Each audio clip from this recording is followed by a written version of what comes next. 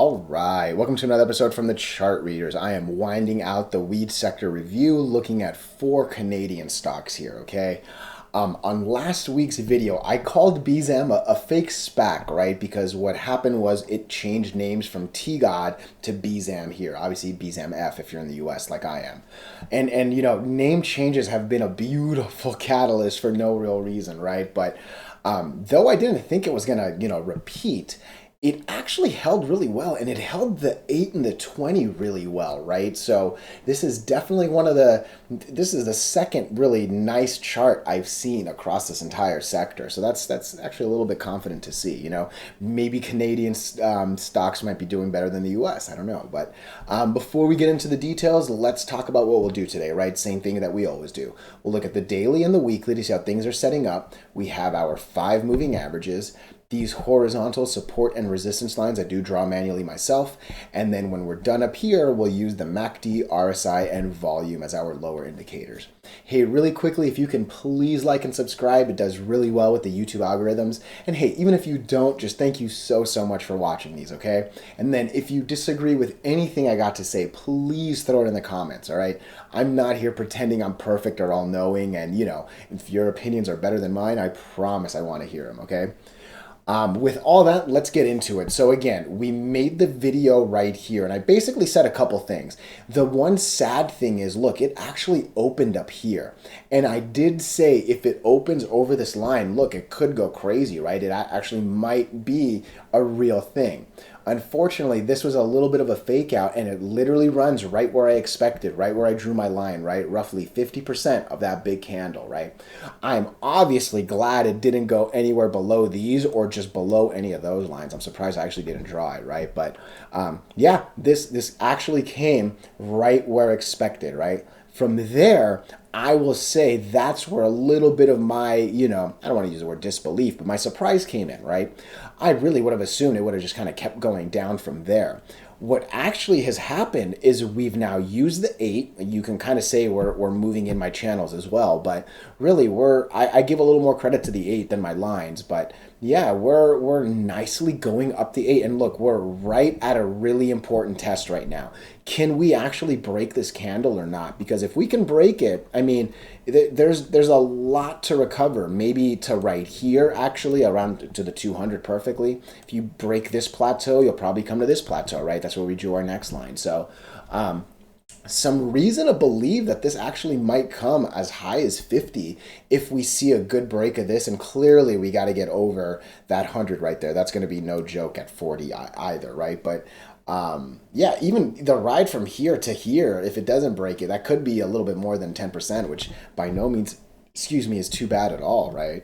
That looks like a good MACD. That actually looks like a good RSI. And that definitely looks like better volume over the last couple days. So interesting chart. I think I have to set an alert, I guess. 35. Oh, it won't let me go. Oh, it will. Shit, 35. Yeah, I guess let me know if it's a penny over. I don't even know if I would trade this if I got the alert, but I think I'd be more curious than anything if it happens. I'll be rooting for you guys if you're in it. I'll say that much. Let's see what the weekly looks like. Look, again, this isn't a bad weekly, right?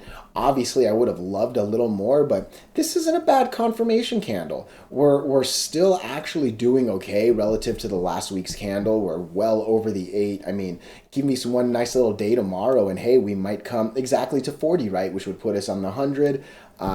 Yeah, this looks interesting for sure. I will say that, and much to my surprise, I'm glad it's going up instead of actually losing these and heading back down. Because let's be honest, this thing was heading down, right? There was a lot of bad happening. It might look like this BZAM acquisition thing is pretty good, but when will I feel way more confident? When we break the 20 on the weekly, right? For sure, if we can break the 50, because look how long that's been. But yeah, actually, if we can get to here, 41 cents, whatever that is, that's really reassuring to say the least. You know what I mean? So just kind of keep all that in mind. But nice chart here, that's for sure. All right, TrueLeave, coming into TrueLeave. This is kind of what I expected on the last chart. I'll be real honest with you, right? So on the last video, I know I said TrueLeave, CURLF, and Cresco, the next two we'll look at, all look the same. So I'm assuming the next are going to look like this. Honestly, I don't know what they look like. I'm not touching any of these. Where are we? We're under the 8, under the 20, right? Doing this little oscillation thing that couldn't even get over the 20 a second time, right? So definitely a weak oscillation to say the least, okay? Where we are coming to is this line right here. We cannot lose this support line, right? We've already kind of hit the door right here a little bit. We're starting to hit the door a little bit right there. What's under that? Let me go to the weekly. Is there more under that? Oh my gosh, that's all-time lows under that. We cannot lose 596 for real. All right. A lot of things are kind of pointing to the fact that we're going to lose that. And you know, I would be very much worried if I was in this, but man, hopefully this line does what the last support line is supposed to do. Literally hold it right before you fall into that all-time low vortex, right? So we have to bounce from here.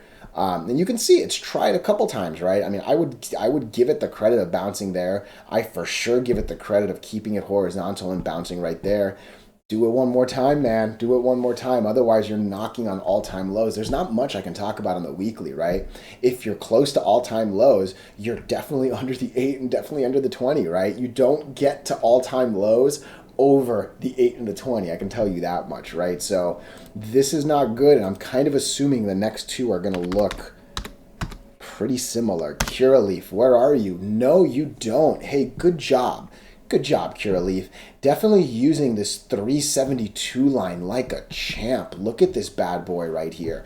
Actually starting to see the MACD peak up. Not a bad RSI, and surprisingly, a decent volume over the last 5 days.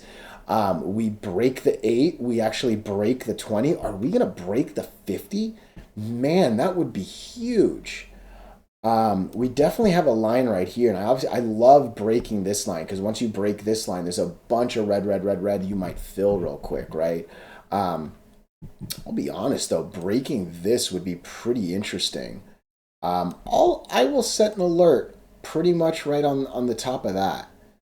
I like that. I like that, I think. We'll set it right there. Again, am I going to actually buy it when the alert hits? I really don't think so. Am I going to be rooting for my Canadian viewers or anyone watching this? Hell yeah, I will. I got no problem with you making money as long as I'm not losing money, right? So, whatever. But, yeah, there's definitely a lot more that really needs to happen. Like, we're now down. We're definitely horizontal. Let's start going up. Right? And I'm not here to believe we're going to go up until we do just a little bit more. You know what I mean? But very surprised to see CURLF not looking like TrueLeaf. Again, I don't know if it's an earnings thing or not. If it is, throw it in the comments. I genuinely have no idea. But I am surprised. Now, I will say this is not that good a weekly, okay? We're for sure under the 8 on the weekly. Hopefully tomorrow closes well. But yeah, you know, we went away from it. This is probably the first time on the weekly we've come close to it. We've seen on the daily how quickly you can go under it, right? So it's important that we break it here.